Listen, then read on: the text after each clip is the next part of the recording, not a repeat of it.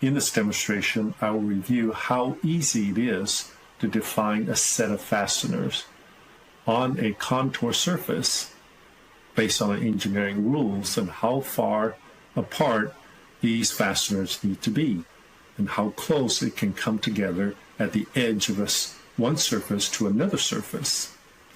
Then quickly display the model-based definition information on the design space, then go through a simple design change and see how quickly design is updated. And the model-based definition information display is updated as well. In this case, we have what we call a joint. This is what we're going to put all the collector of all of our fasteners into this position. Underneath this part, we have some skin, upper and lower skin. We also have some structure. We have the clips. Define what the clips are. If I turn off the upper skin, you will see some of those components, clips in the back end of that. And then also we have some ribs. Each one of these ribs are between the spar. We have aft spar and forward spar, and then we have a joint. So let's get started on this particular demonstration. We want to go ahead and make this my work part. That means all the features can be created. It's going to be in here instead of being at the top level assembly. I also want to turn on my part navigator. In my part navigator, I want to see what's taking place, so I'm going to dock it to the left. All right, I'm running NX2312. This is part of our demonstration. So once we have that, I want to start by turning on my arrangement, my first demonstration that I had to all of that.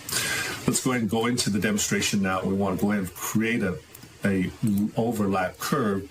In my overlap curve, I see that I have what's called target body. This is my target body, and my skin's going to be my tool body.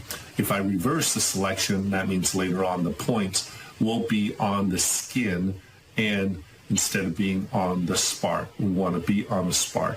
And then select the curve. All the different methods, center line, offset, curve, diamond, offset, that's what we want.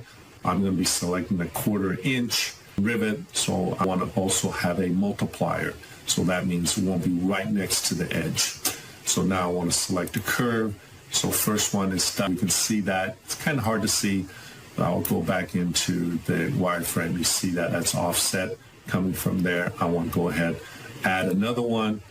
Likewise, I want coming in from there. So now I have both of them defined. Come back into shaded mode, and then now I'm ready to define my point. Defining my point, I'm going to use these curves. I have an offset from the front end. I can change that value. I can drag the handle, but I'm going to leave it as is. So once that's done, it's going to specify the points for me. And then I'm going to...